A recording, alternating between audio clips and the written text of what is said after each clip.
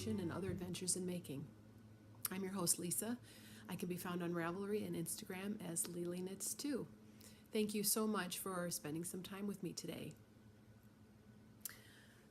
For today's episode, I have knitting, spinning, and fleece preparation. So let's jump right in. The first thing I'm working on is the Cabin 4 shawl. It's called Pure. I'm knitting it on Signatures 5.5 millimeters, which is a US 9. And it looks a bit like vanilla and strawberry. And there's, after this textured section, there's going to be a garter stitch border, and I'm thinking I should pick up a gray alpaca or brown, and then it really would look like Neapolitan ice cream. It's a very fun knit. It's very relaxing. It's very, very, very soft. The yarn is, the cream color is Cascade Echo Duo, which is a merino baby alpaca blend. And the pink is this Surrey merino, which is really, really lovely. I have two skeins, so I'm making the shawl a little bit bigger. I'm actually just following the pattern very loosely. I'm not counting repeats or anything. This section here is basically twisted stitches. You knit through the back loop and then you do a twist for the purl on the other side. So a very, very relaxing, very, very easy pattern. Would highly recommend this for a new knitter. So yeah, so this is my comfort knitting. Just really, really fun to knit. The other thing I'm knitting on is the Nanuk cardigan by Heidi Kermeyer. 2 weeks ago when I podcasted last, I had really just started the body in earnest, so I've made quite a bit of progress on this. So I have to do 29 centimeters on the body and then do the ribbing. I'm knitting this out of Swan's Island indigo based colors. It's merino. I'm knitting it on a US 7, which I believe is a 4.5 millimeter needle. I'm not making any modifications other than the fact that I cast on for the M2, but I increased for the next size in the sleeves because I had read that the sleeves were small on a lot of people, and I'm not a tiny person. So I also knitted 50 centimeters for my gargantuan, I always call them orangutan arms. I got quite long arms, which really is the lovely thing about making your own clothes. You can make the sleeves as long as you like. So I've been slogging through this. I'm starting to feel like I need a progress keeper just to keep my motivation up because I really want to work on other things. But and it's warm outside now, so I'm really not going to be wearing this too much in the near term, but I'm determined to finish this just to show it to you guys. So that's second work in progress. Excuse me for continuing to go out of the camera frame. I'm still very new at this. The other thing I'm working on knitting-wise is a blanket for my husband. I can always justify new purchases of yarn if it's for him. So it's out of this edition of Noro, and it's the Mitered square blanket, which is shown on page 63. I love Noro colors. They're just, so this was the photograph in the magazine, which is just stunning. And I know a lot of podcasters are working on mitered square blankets with their scraps. I don't have any scraps because I'm not a sock knitter yet, and I just love those colors.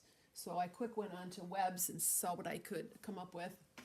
They didn't have exactly the same colors as in the book. They had the one which they recommend. This is color 8, which is lovely blues and greens and purples. And then the solid blue. This is Silk Noro, Silk Garden. This is color 3, so it's just a really, really beautiful blue. So I'm mixing it up just a little bit from the pattern, and I'm using as a third color, color 395, which is purples and grays and greens. And I have two rows so far. So you can see the colors here. Colors are showing up pretty well here. And I'm getting a little blown out from the sun coming through the window. But every time I'm knitting on something else, my husband says, hey, what about that lap blanket you're making me? So I'm keeping motivated. I have 2 rows. I need 8 rows. So I'm hoping by the fall he'll have a nice little lap blanket in this. I know a lot of people, you're either a Nora lover or not, but it is very rough when you're first knitting with it. But as I notice, as I'm knitting with it and in the knitted fabric, and as I handle it, it starts to get softer. And I find it quite soft enough, especially for just something that's going to be a nice, cozy, napping. My husband says Snoozle blanket, so lay that. So I'm going to continue to work on this, and that's for him. So those are all my knitting works in progress. I thought I'd talk a little bit about how I came to knitting and how long I have been knitting. I had to look on Ravelry to find out when I started. I started in January 2011. I had a good acquaintance at, well, she's not a good friend, but an acquaintance at work. She was bothered. She said, I'm going to teach you how to knit. Bring in your needles and I'll teach you how to knit. So finally I did. I went in, and she was the kind of knitter who only knew one cast on, the knitted cast on, or the backwards loop. She never didn't use long tail, didn't work from charts, just very basic, mostly made baby blankets for friends. And she showed me the basics of knit and purl. I promptly went home and started to purl backwards, realizing that I wasn't doing it correctly. And I had the typical newbie swatch with all the holes and accidental yarn overs in there.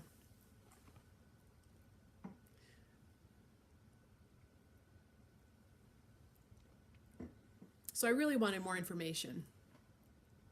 So I found this disc. This is Lucy Neatby's brand new knitter disc. Now, since then, there's been lots of craftsy classes, and I realized I could have learned a lot by just looking at YouTube. But this resource was so wonderful for a new knitter. And she explained what knitted fabric is and how it looks, and stressed the importance of being able to read your stitches, and also not to be afraid to make mistakes. So this was really invaluable for me as a new knitter. And I know Lucy does have craftsy classes now that you can watch, and I highly recommend all of her instructional materials. She's got a wonderful manner and really superb information. I like how she says you're the boss of your knitting. So really I credit Lucy with teaching me to knit more than anyone, because I didn't really have an expert knitter that I could go to for assistance. So if you're a new knitter, I would highly recommend all of Lucy Neatby's instructional materials. She also is she's just a master knitter and wonderful, wonderful resource. So I went from just knitting and purling to reading charts, which was really invaluable. And I do encourage all of you to, if you don't read a chart or don't think you need to, I really would encourage you to look at knitting charts, because it really opens up a whole wide world of different projects you can do, and it helps you stay on track. A couple of years ago, I took Laura Nelkin's knitting lace craftsy class, and I knit her Claris shawl, which I had to pull out of my closet today. It was kind of put away, but this is the Claris shawl that I knitted a couple summers ago. And she also was a wonderful teacher and showed you how to read your charts.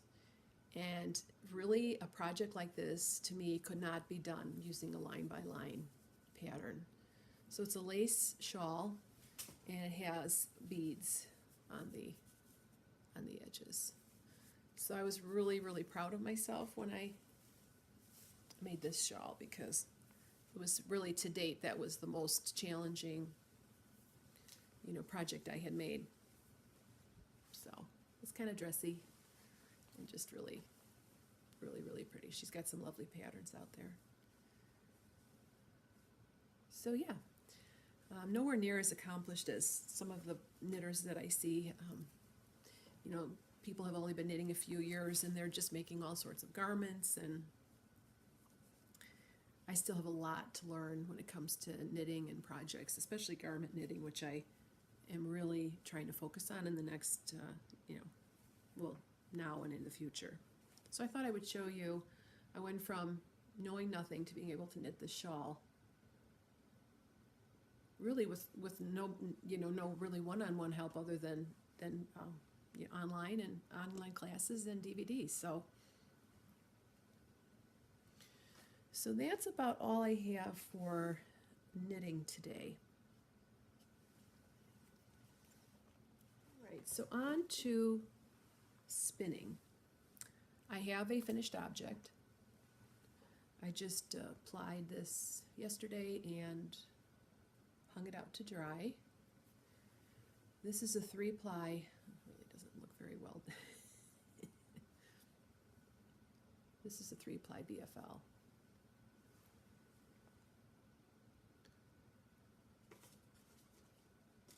I bought this braid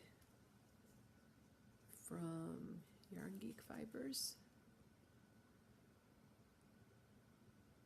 Chicago had a YarnCon event that I attended with a girlfriend, and I purchased this. It's the colorway is Jane of the Jungle,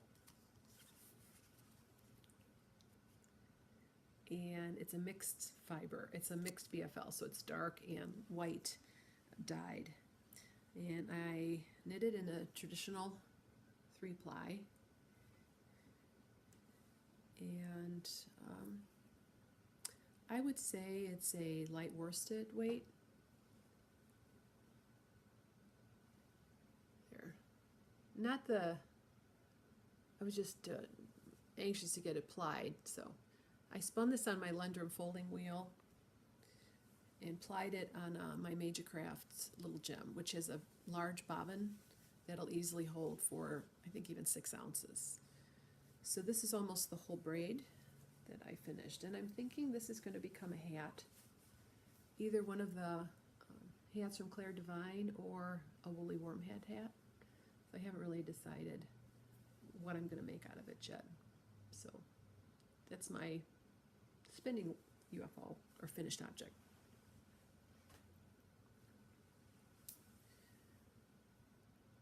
Okay, spinning whips in progress. I have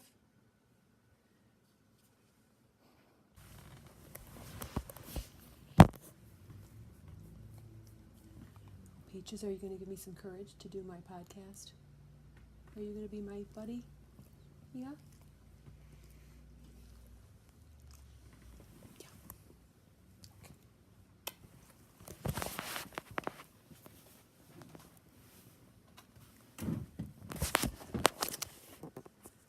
Okay, this is take 3 of A Knitter's Nest. Welcome. Welcome to episode 2 of A Knitter's Nest, a podcast about knitting, spinning, fleece preparation, and other adventures in making. I'm your host, Lisa. I can be found on Ravelry and Instagram as Lily Knits 2. Thank you so much for spending some time with me today.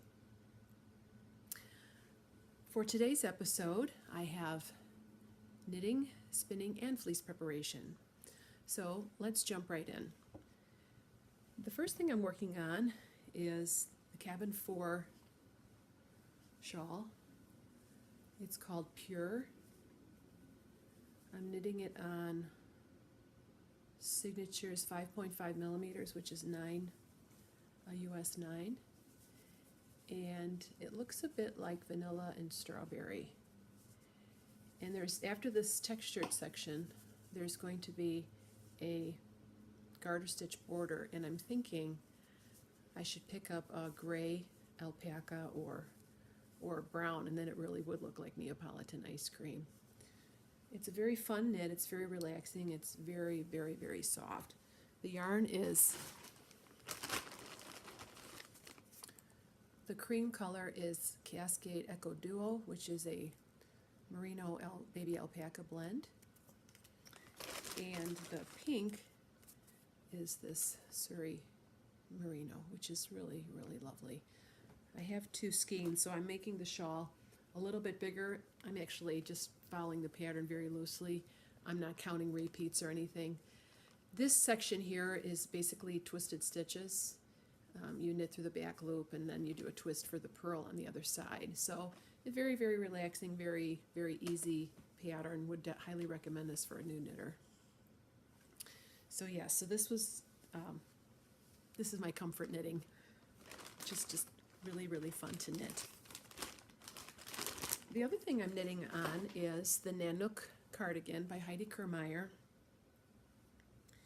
2 weeks ago when I podcasted last, I had really just started the body in earnest, so I've made quite a bit of progress on this. So I have to do 29 centimeters on the body and then do the ribbing. I'm knitting this out of Swan's Island indigo based colors. It's merino. I'm knitting it on a US 7, which I believe is a 4.5 millimeter needle.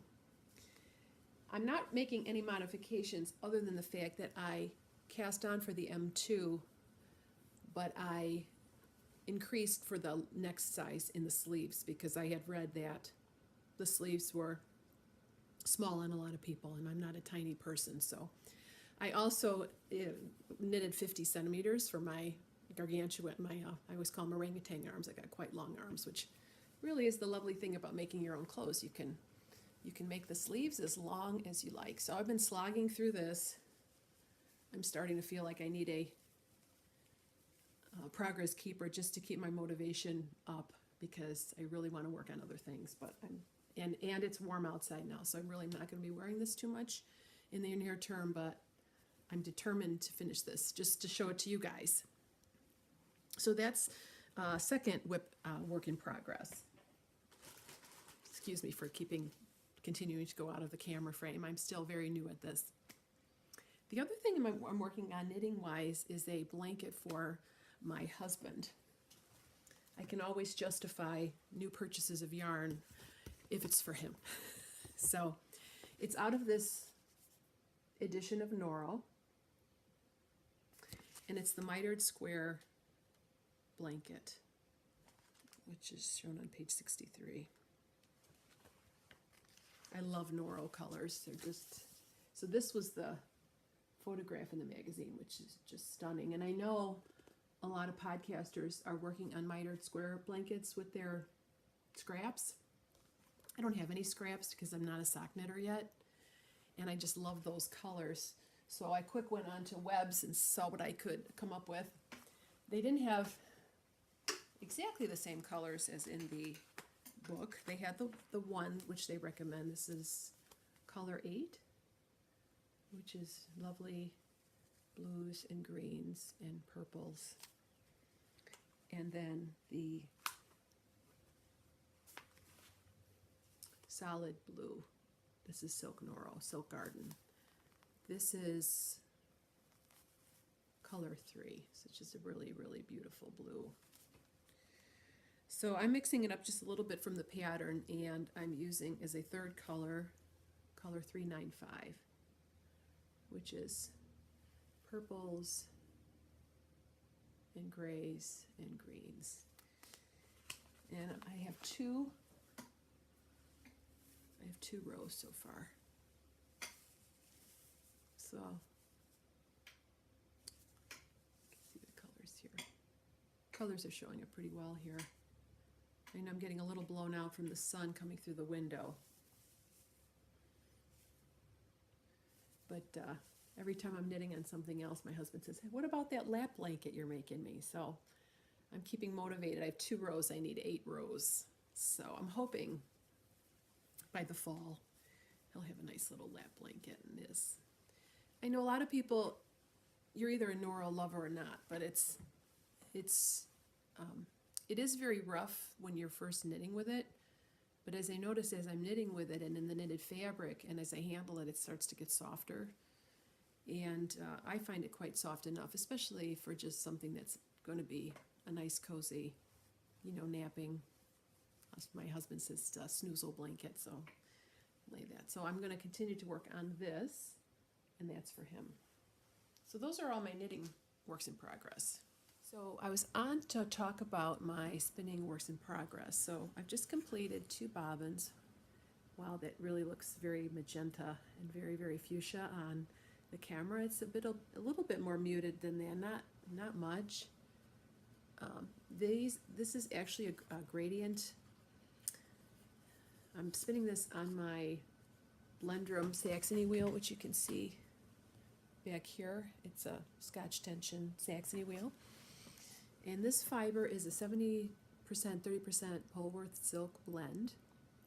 I think it's in sort of the Mexico colorway or something. It's got the magenta, then it goes into orange, and then into yellow. And I'm doing a traditional 2-ply, and I'm hoping that I split the braid fairly even so that the gradient works out the way it should. So I might have to make a little adjustments as I'm applying. This fiber is from an Etsy seller called Fiber Artemis. Now, when I received her braids, she didn't put any card or information in the bag at all. But she has since started to do this. So I just purchased another braid from her, and this is her shop is. Let's see, it's called Fiber Artemis. I think her name is Mandy, and she's from New Zealand. And I was surprised how fast I received my package from New Zealand. So what I'm planning to do with this is to stripe this with a blue fiber from the same independent dyer. So the other braid goes from a very light blue to a dark blue, and I'm thinking of doing a Vera Valimecki shawl, similar to if you watch the Knit Girls a while ago. Lala had made a beautiful shawl out of a fiber optic gradient, and it had these hot colors striped with the cool colors of the blue, and it was just so stunning, and I thought I would try my hand at a hand spun version. So next time I podcast, I'll have this plied and washed, so stay tuned for progress on that. So that's what I just continued on my wheel. And again, like I said last time, I'm really doing this podcast for a couple of reasons. One, to share with you and the larger community what I'm working on, but also to keep myself on track for starting things and completing things, because if I keep this log of what I'm doing, I will stay motivated to actually complete things that I start, which I sometimes struggle with. I'm sure none of you have that problem at all, but I have that problem quite a bit. So yes, so speaking of Fiber Artemis, this was the braid that I had received. This is also Polworth silk, because in New Zealand they have the best Polworth, I believe. It's where the breed started. And this is called, and the colors are really showing up quite nicely, a little bit brighter maybe than it is in real life, but it's called Iridescence. And I'm going to spin this. I haven't decided how I'm going to spin this, but it's so, so pretty. Again, I'm getting washed out by the light from the window, so bear with me there. So as far as spinning goes, I've been spinning since August of 2013. I'm still very much a newbie when it comes to spinning. I have read a lot, I have spun a fair amount, but I'm really still, I would, most people would still consider me a fairly new spinner. But I thought I'd talk a little bit about what kind of resources that I have found useful in my journey as a spinner. So I have quite an extensive library of knitting books and spinning books, and it's nice to have those resources available. So I go to the library and I see that I have way more books than they even do when it comes to spinning and knitting. But I thought I would share with you a couple of the resources that I used to teach me to teach myself how to spin. So the first one I think I mentioned last time. This is the Maggie Casey book. It's called Start Spinning, and this came with I believe it came with a DVD. Oh no, I bought the DVD separate. There's a DVD that comes with this, and a very, very good resource for a new spinner. I know that a lot of people recommend this, and again, see, the lighting is just a little bit, I'm getting blown out here, but you know, I'm just going to go with it, because if I keep waiting to have the perfect setup, I don't think I'm ever going to do this. So so I started spinning on a wheel with the Lendrum folding wheel, as I said before.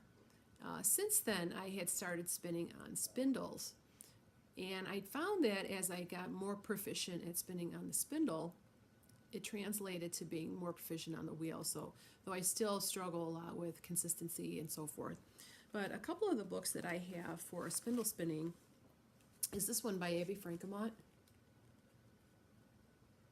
and she has lots of free videos on YouTube, and she's just magic.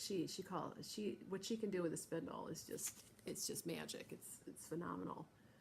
And I've watched her free videos, and this book is a very, very good resource if you're interested in spindle spinning. I was in search of information about spinning, and I thought I was doing some research, and people had spoken about some of these pamphlets. Now this pamphlet had come out in, I believe, the 70s. Oh no, it was 1998. Dedicated to all spinners throughout human history. Without them, there would be no us. So this book right here by Connie Delaney is about spindle spinning from novice to expert. And this was just a charming little book. I think I got it on Amazon as a used book. Just really a few dollars. And it has wonderful hand-drawn illustrations in here, which I find really charming. Connie Delaney has been spinning yarn in central Idaho for almost 20 years. One room in her house is stuffed to the ceiling with ready-to-spin fibers. Well, who can't relate to that, right? So this was a very, very good resource. I think it's kind of hard to find, but I think I got mine on Amazon. And as far as wheel spinning goes, I have this pamphlet. It's the Hand Spinner's Handbook by Betty Hochberg. And this is a great resource. I find that a lot of spinners have very strong opinions about how things should be done, and she is no different. And some of the things she says in here sort of go contrary to some of the things I've read, but this is really a wonderful book. Again, it's all black and white, which, you know, it's so charming to have something black and white. And I bookmarked a few things that she says about spinning, and which she speaks with authority. She tells you what you're supposed to do.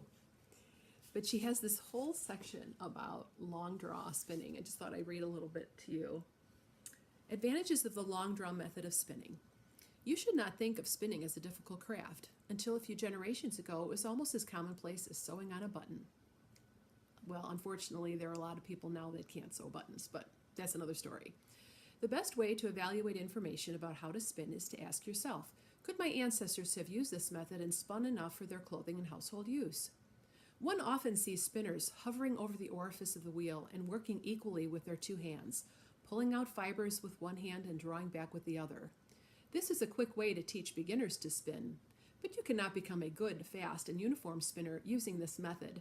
It is necessarily a slow process that cannot be speeded up. So this really speaks to my heart and hand of a woolen. This is my style of spinning. And she goes on to say, in past centuries, methods for spinning on wheels developed from spindle spinning. Spinning was done with the long draw of one hand, whether on spindles or wheels. Supported hand spindles were twirled with one hand while the other drew out the yarn. The many styles of hand-turned wheels used throughout the world require the spinner to draw out the fibers in one hand as the other hand rotates the wheel. So she goes on, and she says, after the Industrial Revolution, when the need for hand spinning declined, the habit of slowly attenuating the fibers between two hands came into use. So that's what I see most people doing, is most people doing the short forward draw.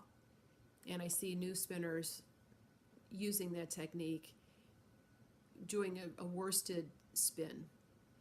I struggle with that only because my pinching finger, I'll get pain in my fingers of drawing the fiber out.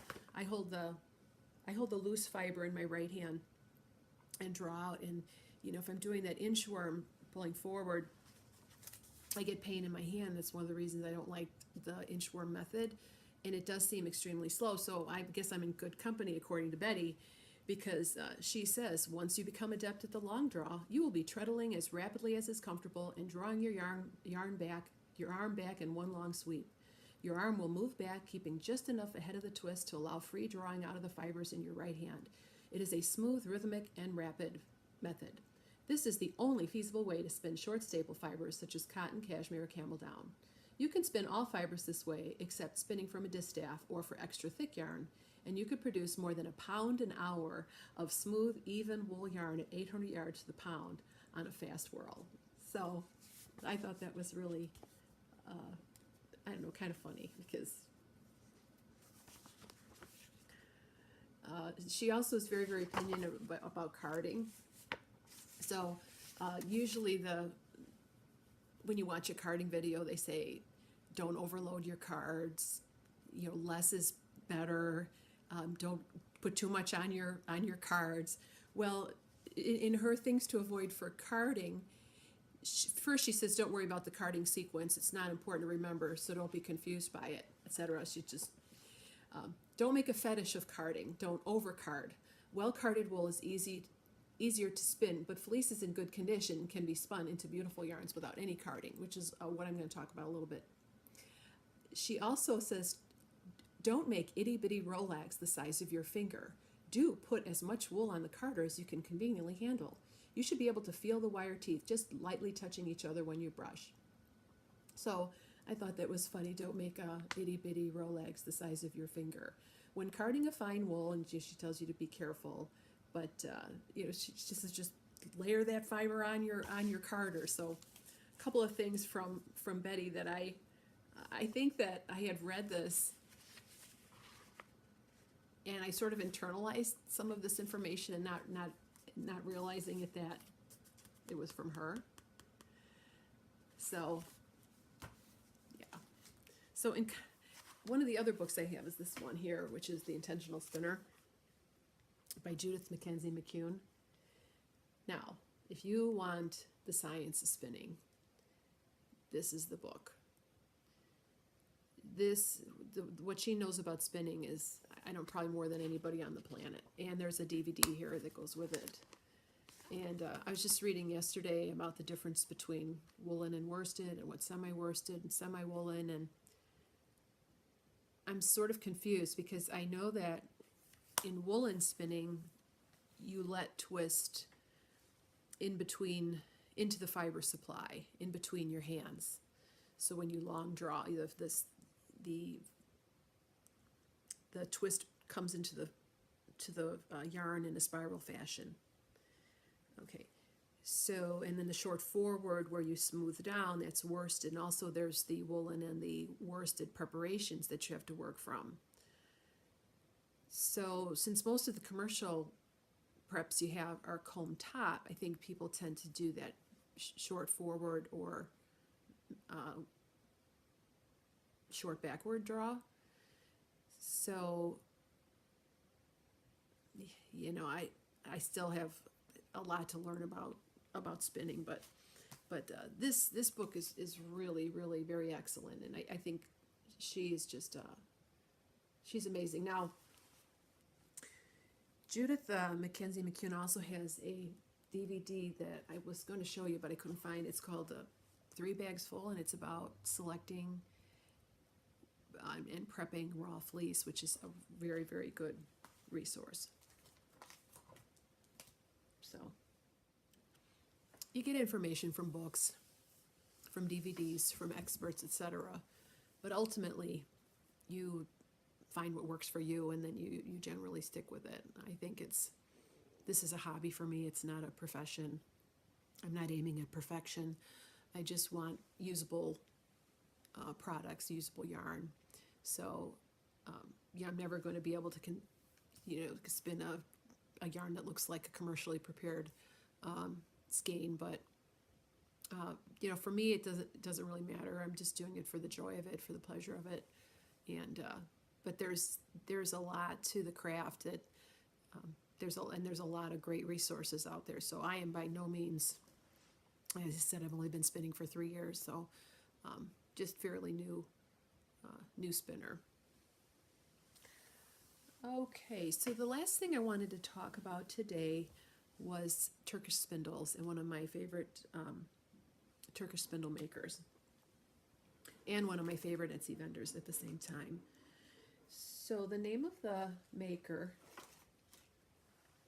is Natural Not Wood Designs. Wayne Capar, I believe his name is, and he's from Canada.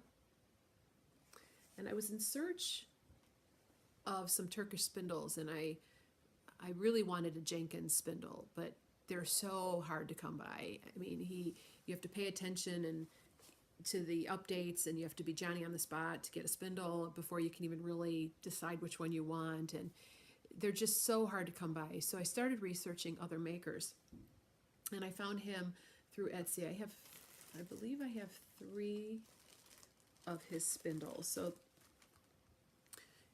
this is a Turkish spindle. This one's tulip wood and maple. And this is a little fiber bat that I got from Nanuk Fibers, who is a Etsy shop. Mother Macrina, I believe they're Orthodox sisters that live in Massachusetts, and she has wonderful fiber. And again, with her fibers too, you have to pay attention to when there's going to be an update. There's this sort of frenzy of purchasing and so forth and getting her fibers. But this is a little bat that I had gotten from her set. She had started to experiment with natural dyeing. And she has wonderful names for all of her products, which I think is really charming. So this one was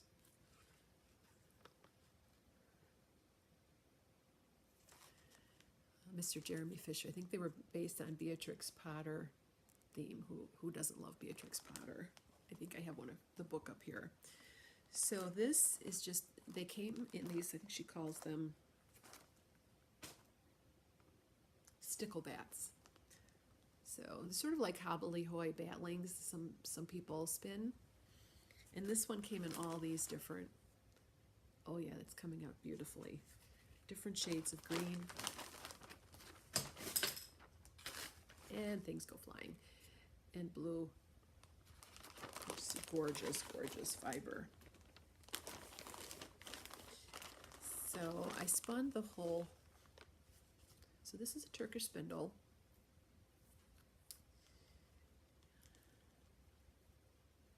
And this is called, people call this a turtle, as you see. So, and you do a half hitch on the top of the spindle, and then you spin. Of course, I have no fiber here, so.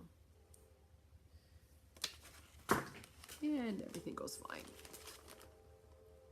So I thought I would show you how I wind it on. I wind it on by doing 2 over and 1 under. So 2 over and 1 under. And as you go, you can be very neat about it and create this, I think they call it the God's Eye, which looks really cool when your fiber is variegated. If it's a single color, it doesn't really, and I'm seeing a lot of people, they don't wind this way. It's very, there's something satisfying about creating this little cop. So once you're finished with your fiber, you pull out the shaft of the spindle, and then you take apart your spindle. So here, and this is what your Turkish spindle looks like. Isn't that pretty? So yeah, so this goes like so. And there's your spindle, so pretty. And this is a K-par spindle, just so pretty. Comes in this nice box like this, and with a little fiber sample as well. Yep, this was the tulip wood and the maple shaft. So if you're trying to get those Jenkins spindles and you can't seem to hit the update, I highly recommend his spindles. They're very, very nice. So this is what the cop looks like when you, looks like a little turtle. So what's neat about Turkish spindles is you create a center, you create a center pull ball, so you can pull the fiber out from the bottom or the outside. So if you wanted to ply, you could ply them on together, one from the outside, one from the inside. So as a matter of fact, I'll put this in here. So that's a long-term spindle project I have going. One that's closer to completion is another Nanuk Fibers bat. And I have my project here.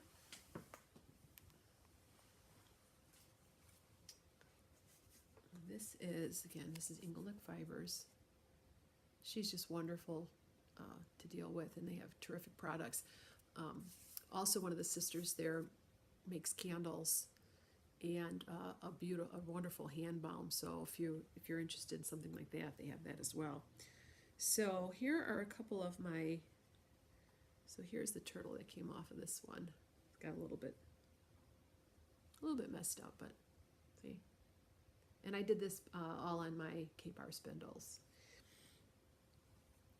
I created a plying ball, and then I was a la Abby Francomont, because she really likes the bottom whorls. I was plying it on this bottom whorl spindle. I think this is Grizzly Mountain Arts. It's got all different shades. This one is Coopworth, Romney Fleece, Merino, and BFL, Polworth Silk, Alpaca, Bamboo Silk, and Oil, and Firestar. The colors are really coming out beautifully there. So pretty. What I had done is I had created a plying ball. So I'd taken the two turtles, and I had wound them into a ball together, so you could see the two strands are here. And this is what Abby Francomont says one of her methods to do is you create this plying ball, and then you just ply it from the ball. So I ran out of. I'm not real comfortable with the bottom whorls. Let's see, where's the. I would prefer it not to have these ridges here. You've got the ridges here. You really don't need those. Just to you can do 2 half hitches, and ply, a la the Andean method. So I don't think I wrapped it tight enough on here, so I'm plying the rest of it on a regular spindle here. This is the guy that makes the kick spindles, True Creations. This is a True Creation spindle. So I'm plying this on this spindle. I thought since I had spindle spun all the fiber that I would spindle ply it as well, and I should have that next time I see you guys. Wow, I did have a lot to talk about today. I just wanted to show you a couple more of his spindles. This one, which is also a work in progress, which is a wee little, tiny little spindle. This is also a K-par spindle, so again, one of my favorite makers. So this is a smaller one. He makes them so tiny that they can fit in a little tin can like this. This is a tiny, tiny wee spindle. So here's another one that I have of his. Like I said last week, I have lots and lots of spindles. What's wonderful about a Turkish spindle, I think that's what she means by long draw. You just kind of, you spin it, and then you watch the triangle, and then you just you know, this is just some Cormo alpaca roving that I picked up somewhere. But what's neat about a Turkish spindle, and again, you don't have to do the fancy wind on, you can just go over, under, over, under, over, under, and just create a ball of yarn. But let's say you wanted to take it with you. Let's say you were going to go on vacation or something. So you don't have to take the whole thing apart. You just take out this shaft like so and put it together like that. And then you could just, well, I put mine in a Talenti mug, or you could put it just in a tiny little tin and just have your spinning project to go. People always talk about traveling spinning wheel. And really, spindles are the ultimate portable spinning device. So highly recommend Capar and Natural Knot Wood in his products. So, as a matter of fact, I have one of his bowls too. See, I love things made out of wood. This is also from Natural Knot Wood. It's a walnut and maple yarn bowl, which I have my indigo dye yarn. Okay, so the last thing I wanted to talk about today was some fleece preparation and how I prepare fleece, and some of the products that I like to use. You can buy this tulle fabric at your local craft store, Joann's, and this makes a great way to wash fleece. So let's say this is your raw fleece here. You just put it in the tulle, and then you can gently drop it in the steaming water and then lift it up again without disturbing it too much. If it's a particularly greasy fleece, I will boil some water in my tea kettle, and I'll add that, but my water temperature is pretty hot. So I see that fleeces that I washed in the past are still sort of tacky and still a little bit greasy, so I don't think I used hot enough temperature. And so it is important that you use very, very hot water, but at the same time, it's important that you not handle your fleece too much. Though I'm surprised at how much you can handle your fleece without it felting.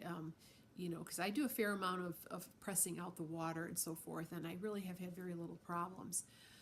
There's a couple of products that I really like for washing fleece, and you probably have heard about these, but I thought I would share with you my experiences with them. One of them is called Unicorn Power Scour. Now this is a wonderful product, and it claims that it cleans the fleece at lower temperatures. And what's nice about Power Scour and the other product I'm going to talk about, Kookaburra, is that you really don't have to rinse it all out. So I find that if you use Dawn or some other sort of detergent, you get lots of suds, and then you have more rinsing that you have to do. Whereas with these products, you really don't have to rinse very much at all, or if at all, if you don't want. So what I'll typically do is, fill I've got a laundry tub, and I'll fill I've got a dish container, and I'll fill it with the hottest water that the tap will give me, and then I will pour in a little bit of water from my tea kettle. If it's a very greasy fleece, like if it's a very fine Cormo, Corriedale or Merino, something like that. So I've had a lot of success using Power Scour, and they also make a fiber rinse that I like to use as well. So it depends on how dirty the fleece is. If it's a coated fleece, so if the shepherd has kept basically these jackets, or I always imagine sheep in little jackets and coats, but basically they make these coverings for the fleece. If it's a very, very fine wool, they tend to attract more dirt and just veg matter, and to keep the fleeces really pristine, they'll put these coverings on they call them jackets or coats, on the sheep from the time they're little, and then it's very labor intensive because you have to keep giving them bigger and bigger coats as they get older, but it really keeps the fleece in pristine condition. And again, there's kind of some people just think, oh, I don't, it's hurting the animal if you have coats on them, and I think it's if it's done I don't think it hurts them at all. But I do know that a coated fleece, or sometimes they say jacketed fleece, is much easier to prepare because you just don't have all the hay and the seeds, dirt, and it's just so much cleaner than a non-coated fleece. That being said, I have had both, and If you see a really beautiful fleece and it's not jacketed, you're going to pay a premium for those fleeces. By all means, you just got to, it doesn't have to be coated to hand process. So, as a matter of fact, this fleece here, this is, I love this. This is a Cheviot fleece that I bought from a lady, again on Facebook. And she's White Sheep Farm. Again, I'm really sorry about the blowing out. I promise I'll do better as I do more podcasting. But this is Terry from White Sheep Farm, and she was lovely to have, buy from. And so she sells Cheviot and Cheviot Shetland crosses. So this is clean, and this was Jade. It's a yearling Cheviot, and it's this beautiful charcoal color with the tips, and it spins up into this really almost tweedy effect because of the brown mixed in with the black is just so beautiful. So if you're interested in fleeces and different types of fiber, there's two resources that I can recommend. This one is the Fleece and Fiber Source Book, which is my nighttime. This is my bedside book. You know how they say if you have trouble sleeping, count sheep. Well, every night I just open it up and start reading about different sheep, and it puts me right to sleep. So this is a wonderful resource about the different types of sheep and their uses, etc. Just really wonderful. So if you're interested in sheep and fleece or all sorts of fiber animals, this is the Bible that I would recommend. There's also this one, which is just sort of a handbook, and this is handy to have, like if you're going to go to a fiber festival or something and you just wanted a quick look up a particular breed. And this is alphabetical, whereas the Fleece and Fiber Source Book is categorized by types of sheep, the down breeds, the long wools, etc. So, but you open it up and it'll talk about the breed. So Cheviot, durable without being harsh, dense, firm, and versatile. Its staples are rectangular with slightly pointed tips, and the Cheviot's family unique three-dimensional crimp is bold and uniform with consistent quality from butt to tip. This is Jade. So you could see the little bit of, this was uncoated, and you get these you just pick them out. It's really no big deal. I was surprised how clean this was, and it's so squishy. It doesn't, it smells good. What I like to do is after the last wash, depends, I wash it 2-3 times until the water is relatively clean. I mean, everybody has different levels of acceptable cleanliness, but for the last rinse, I like to use a little bit of this Kookaburra wash, which is a really wonderful scent, as sort of a conditioning treatment, or I like the unicorn fiber rinse. See, both products are really outstanding. I would highly recommend both of these products. So yeah, the Kookaburra has a very strong tea tree scent, so it's a very strong smell, and you might like it or not. You could get a sample or buy a small container to see if you like it. And I liked it so well, I did buy the large size because, as I said, I have a lot of fleece that I need to wash, and more coming for every day by the look of it. So as I said, I use these two products are really great for cleaning fleece. So I just finished washing Jade, the Cheviot. There was a little bit of I sort of snagged her, and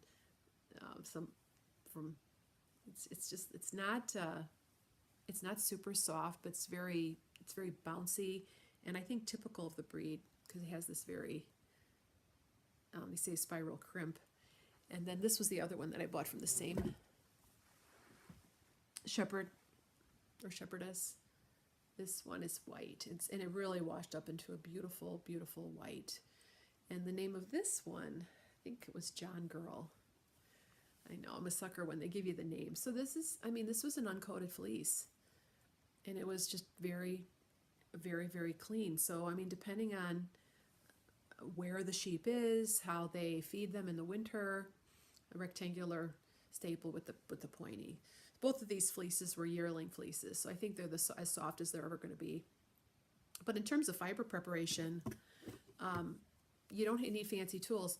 This is a flicker brush, but you can use a dog brush, and you take a lock, and you could just, and this one's really not super sharp, so there are some that are really, you could really injure yourself if you're not careful. And you flick both ends.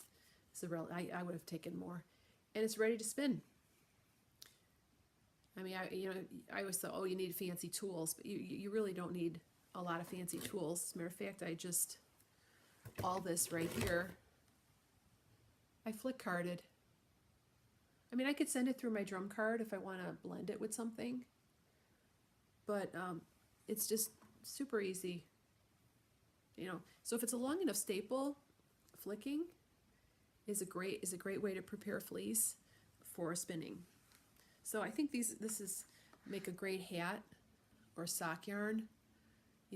Really anything. Just, I don't know if when it spins up if it's going to be next to skin soft, but it's lovely. Oxytocin is I believe, the hormone that gets released when you're handling raw fleece. It just makes me happy. I'm not the only one. I'm not the only weirdo out there that loves raw fleece. But tell a non-spinner, they laugh at you. What?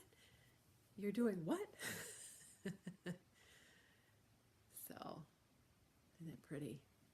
Her name is Terry White Sheep Farm, and she's on Facebook, and she has other fleeces for sale too. She was just lovely to work with. So if you're interested in getting a Shetland or a Cheviot, I'd highly recommend Terry over at White Sheep Farm on Facebook. Just a happy customer. I'm not affiliated with her in any way. So, the other thing that I washed yesterday, I'm a school teacher, so I'm off in the summer, which is perfect fleece washing time. I washed a bunch of my Coriadale from Elizabeth Hubbard. So this is it. It was drying in the sun, and it just looked like a cloud. This fleece is so beautiful, and I don't think it really would need any prep at all. I mean, this is how it washed up. I mean, just pick it and then spin. So if you are interested in getting a fleece, you don't have to have fancy tools to prepare. I think if you want to blend a drum carder or hand cards, but this fleece is just, I mean, this was a jacketed coated fleece, and it just so beautiful. So I'm in the process of washing this one up. It does look like a cloud.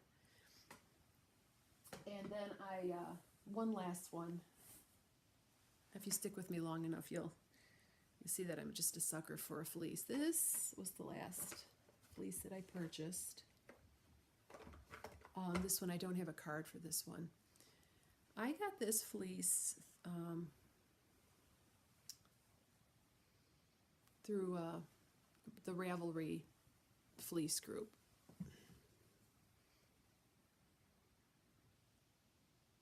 This is a Cornwall Romney cross, and the seller's name is Buckwheat Ridge Angora. Buckwheat Ridge, I think. I'll put a link in the show notes, but this is washed.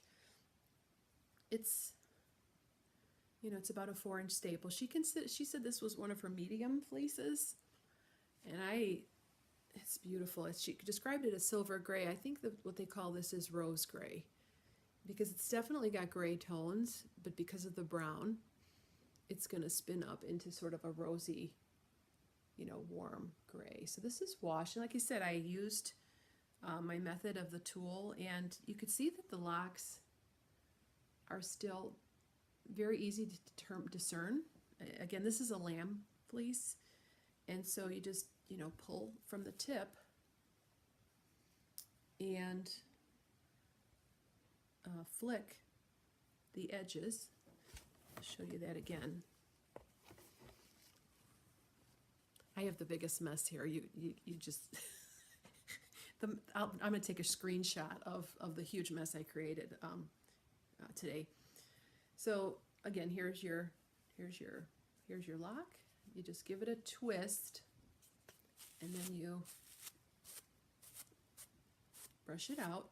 You're keeping the fibers somewhat aligned. So Judith says that this is more of a worsted prep. Worsted means all the fibers are going in one direction, whereas woolen is when all the fibers are going in different directions and jumbled up. So a worsted yarn is going to provide you with a more dense, longer wearing, smoother, cooler. So if I took this, and she says to spin from the tip. Now others say you can spin from the butt end down. But if you spin in the direction of the fibers and you smooth the fibers down, you're going to create more of a worsted yarn. Now, what I might do is take the lock, fold it over my hand like so, spin it off the tip, and do long draw, and then that's going to create a woolen yarn, which is going to be airier, lighter, and more insulating. And, that's my preferred method of spinning. So isn't that lovely? So if you've never had a raw fleece before, I highly recommend it. It's just, some people collect shoes and purses and, a beautiful fleece. It's the same feeling you get when you're petting your cat or your dog. It's that calm, lovely feeling of just, it's just a wonderful feeling. So highly recommend it. So I think that's about it for today. I think this is going to be a long episode. Thank you so much for spending some time with me.